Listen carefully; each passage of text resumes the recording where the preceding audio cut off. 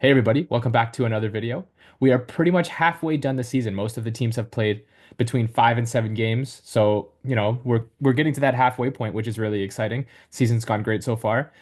Um, Pretty much everybody has played about half their games. I think we have a pretty good understanding of where most teams are skill-wise. So today I'm going to be putting together a power ranking board to show who I think the best teams are, whether or not the standings might agree.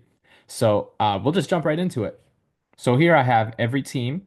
I just whipped it together on a little Canva graphic, and I'm going to rank in order from 1 to 16 who I think are the best teams. I'm actually going to start with 16 first. What I'm going to be taking into account is teams you've beat, teams you've lost to, forfeits, goals for, goals against, your players. I'm going to be kind of just taking everything into account.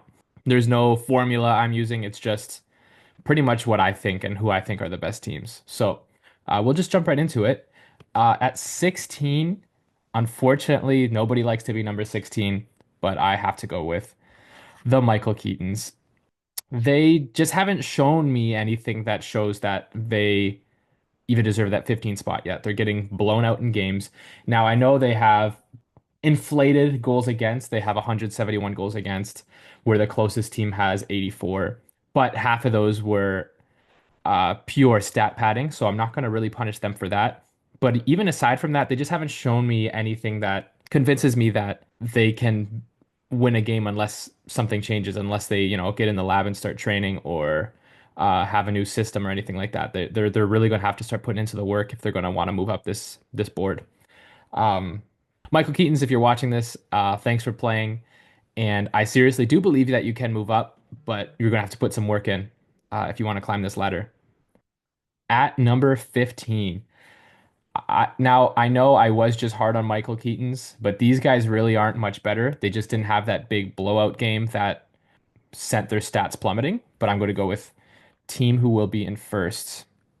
They are 0 and 5. They actually technically are in last place in the standings because they do have a worse score per game. So they're just not putting up numbers. The reason I have them ahead of Michael Keaton's is because even though they lost every game, their games have been a bit closer than the Michael Keaton's. Yeah, they've had some blowouts, but not every single game has been a complete blowout.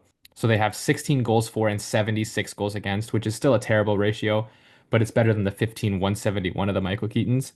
Now, I would be curious to see what happens when these two teams play, because it will be a good one. And I think obviously that will solve who should be at the bottom. But I think clearly these are the two bottom teams. And as far as like the lowest tier goes, and I think from 14 to maybe 12 or 11, there's a whole nother tier. But I think clearly these are the two bottom tiers. And I do apologize, guys, for calling you out like this, but somebody's got to be the bottom two. So at number 14, if you're looking at the standings, this is where it gets a little weird. But I just haven't seen enough of this team to actually put them any higher than this. I'm going with Wolfpack. Unfortunately, Wolfpack, their wins have come from forfeits. So that's just the reality of it. Now they have 8 game wins, so they did win 2 games. But then they were up 2-0 against We Want to Eat Your Babies and blew it. They choked a 2-0 series lead, and that doesn't help your ranking. And yeah, so they have no real earned wins, and their wins just come from forfeits. Both Herker and Kobe are half decent players, and I expect them to be higher on this tier list as the season goes on. But as of what we've seen right now, I haven't seen enough to just put them any higher. So that's why I'm putting them at 14. At number 13, I'm going with Habs haters. Yes, they absolutely killed the Michael Keatons, but that was with a sub and a pretty good sub. So I'm not going to necessarily bump them all the way up the rankings for that, but a win is a win. If you're looking at their numbers, you're going to be seeing like, wow, they have 93 goals for, 67 goals against. That's a positive. But that is a stat pad against the Michael Keatons. When the Michael Keatons didn't finish their third game, P-Boy just absolutely ran up the score. I think he put like 56 goals up in one game just against nobody. So that's where those stats come from. Are they a better team, even replacing the sub back with King Mike than these three teams below them? I do think so. I think P-Boy is the best player out of the 4 teams that we've called so far. So I think If Habs haters plays against any of these guys, even with King Mike in the lineup, I think they beat them. But I think that King Mike and P-Boy are going to have to really start working together, and King Mike is going to have to start complimenting P-Boy if they want to climb up this ranking. Yeah, that's why I have Habs haters at 13. All right, at number 12, I have If You Score, I Love You. Just statistically, nothing going on with them. Yeah, they have one win. After week one, I thought this would be one of the teams to beat because they did beat Midfield Crisis, who you notice isn't on the board yet. So why do I have If You Score, I Love You this low? Well, they just haven't done anything since. They've had a forfeit, which that's not their fault. Just sometimes schedule doesn't work out. But even in the games that they have played, they've gotten blown out 26 to 61, which they're not putting up goals and they're letting in a lot. Ongoing Boy and Ron Swanson are both solid players. I think they just need to start stringing together some wins. I don't have too much of a deep analysis on it. They just got to start winning some games if they want to climb. To complete the bottom row at number 11, I have We Want to Eat Your Babies. Gloop and Adam are a curious case because they're winning the games they should win and they're losing the games they should lose. They're performing exactly at expectations. Gloop is definitely putting in the work. He knows what he has to do to make his team better, and I understand Adam's doing the same thing. They want to get better, they want to improve. So that's why I do have them ahead of all these teams, and I do think that being brothers, they do have that chemistry of kind of just knowing where each other's going to be. So at number 10, the first team on the second row, I have Flipadelphia. They started off unbelievable. Deluxe SSG is still putting up insane numbers. He's still top of a lot of the leaderboards, or at least high up in a lot of the leaderboards. They're losing games versus teams that, in my head, they should be similar. They're losing those games. So Flipadelphia is definitely a tier above all of these teams below. They're winning games. They're solid. Some of their wins did come from forfeits. So you do have to keep that into account. But they are beating the teams they should beat, but they're losing against teams they shouldn't necessarily lose to. So that's why I have them at 10. At 9, I would say this is probably the biggest snub of the video. I know their fans are going to be all over me on Twitter, but this is just what I think. I'm putting Animal Crossed Up. Now, why am I putting Animal Crossed Up so low? They're in fifth place in the league. Who did they play against? They did knock a game against Zeman, the Seaman Demons, but Zeman hasn't lost since. So I'm wondering if that was just a rough start for them. They beat Flipadelphia, which I think also is a knock against Flipadelphia because I do think those are two equal teams, but Animal Crossed Up did beat them. They demolished Wolfpack, where you see where they are in the standings. They demolished If You Score, I Love You, where you see where they are in the standings. So the three teams they beat are all below them in the power rankings, and the team they lost to is high up. They're actually a hard team to gauge, but because they haven't beat anybody who I'm putting in this rank, I just can't put them any higher. So they've beaten all these lower teams. So if Animal Crossed Up can go ahead and win some harder games, then yeah, I'll put them higher. But as of now, I just haven't seen enough to put them any higher. At 8, I have Midfield Crisis. Now, wait a minute. Midfield Crisis lost to If You Score, I Love You, a team 4 tiers down. How come they're this high?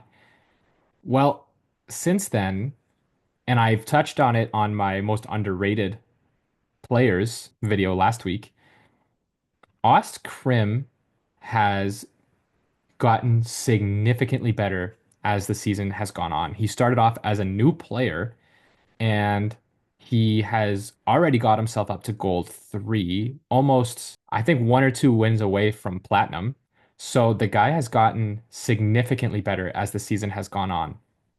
So as of today, yeah, I can't put Midfield Crisis any lower than this because just as Austin Krim gets better, I think they're going to be a very, very hard team to beat. And I would have liked to play them earlier in the season than later because if he just continues on this trajectory, they're going to be a tough team to beat. At 7, I have Pusro Drift. Now, 7 and 6 are can be interchangeable if you think that this team should be six and the team I reveal as six should be seven. I completely understand. But the reason I'm putting them at seven is just based on my own personal experience playing them. They're a very, very good team. Stu will beat you if you're not ready for him. Datsun is a great support teammate. Fusro Drift is one of those teams that I don't care who you are, if you're not prepared to play them, they will beat you. I don't have the deepest analysis to go on with them. They're just an absolutely solid team, and they easily, in my opinion, will make the playoffs. At number six, who I said could be interchanged with Fusro Drift, and we're just going to have to see when they play each other who beats who, is What a Save. The reason I have them one tier higher than Fusro Drift is because of personal experience. My team swept Fusro Drift 3-0, and we beat What a Save 3-1. So What a Save took a game from us. So in my opinion, they're just that one notch better. Beevils and Funny Monkey, well, they're not as good as Stuwoo. As a unit, they have played together for a very long time and they know where each other are and they know where each other are going to be, which makes them dangerous. And defensively, they are both solid players while being able to punish you offensively, which is why I think Team What a Save is the sixth best team in the league. At number five, I'm going to be biased because although I think that they will beat us, I just haven't seen enough of them to put them into the top row. Their record is not good, but they did come on to a new team that had a losing record, so their record isn't all bad. But they have lost games in this league. Now they have played these top teams here, so that's not to punish them. But they, even since coming in, they're only 1-2. Again, they've played amazing teams, but it's hard for me to put you into the top row, even if I know you're very, very good with a losing record. They even have a losing record since coming in, so I just can't put them any higher. But on the plus, VAK 117 is legit. That guy is very, very good, which is why I think he will carry their team to this top row in absolutely no time. But again, I just can't put them any higher with a losing record. That's just the truth of it. Number four, Animal Farm, my team. Now I think that there is a gap between my team and these top three teams. I think that my team will get demolished by these top three teams. But, we are 5-0. We have one game lost against What a Save, but other than that, we're putting up wins. Migrating Pig is a platinum player, so he's doing very good, and I'm doing my best to support. I have second or third most assists, and Migrating Pig is in the top five for goals. So we are putting up numbers, we are putting up wins, but we haven't played any of these top three teams yet. And once we do, our record won't be perfect after that, that's for sure. At number three, now again, I think these top three teams do separate themselves from the pack. I'm going with Zeman the Seaman Demons. Now, wait a minute, they're in first place. How come they're not in first place on this board? Because they did lose a game to Animal Crossed Up. I'm not gonna punish them too harshly on that, but I kind of need to know the story of what happened there before putting them in one or two. And while Kakinator is legit, I think Zluck is going to have to step up his skill a little bit if he wants to support Kakinator a bit better and help them beat teams like Americant and Osama bin Laden. Again, a lot of these questions will be answered once these teams all play each other. We're only halfway through the season. You've only played half the teams. But as of now, I think that Zeman the Seaman Demons would lose to Americant and Osama bin Laden. But that's my opinion, and I could be wrong on that. At number two, I have Americant.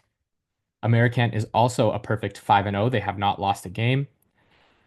They are absolutely dangerous with a 98 goals for and only 11 goals against. They are not letting people score on them. They're absolutely lethal defensively. And if you're not able to put the ball in the net, they're not going to just beat you 1-0. They're going to beat you 7-0, 8-0.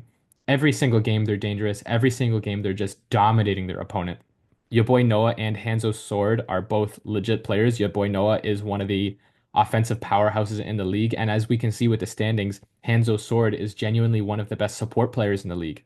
So it is going to be very difficult to beat Americant, which is why I have them in the absolute upper echelon of this league. But number one, we have Osama bin Ballin. And I don't even think it's that close. Um, JG is legit one of the best players I've ever seen. Like, and I've watched like YouTube and stuff like that of Rocket League, and he's absolutely insane. And Snyclops, again, is a very underrated support player who I think if JG wasn't having a good game, can dominate and win games on his own. So they have, I think, the best player and another top 8 player in this league on the same team. It's going to be very, very hard to beat Osama bin Ballin. So much so that because Osama bin Ballin is a new team and the rest of you guys joined under the assumption that this was going to be a little bit of an easier league, and that's what the prize was for. I am going to award a prize to the team that makes the finals if Osama bin Ballin wins. So if Osama bin Ballin wins the league, I will give a prize to the team that makes it to the finals against them because I did again promise this to be a little bit of an easier league, but I also don't want to kick players out who are good for the community and having fun and stuff like that. So I think that's the best kind of solution for everybody is I will reward the team who came in second also. But yeah, that's my list. I have Michael Keaton's team who will be first, Wolfpack, Habs haters, if you score, I love you. I want to eat your babies. Flip Flip Flipadelphia, Animal Crossed Up, Midfield Crisis, Fusro Drift, What a Save, Annex Canada, Animal Farm, Zeman the Seaman Demons, Americant, and Osama bin Ballin. Where do you think I was wrong? Where do you think I was right? I know fans are going to be livid over this one because I had some hot takes on it. So I'm just not going to check my Twitter for a couple days. But other than that, thanks for watching, guys.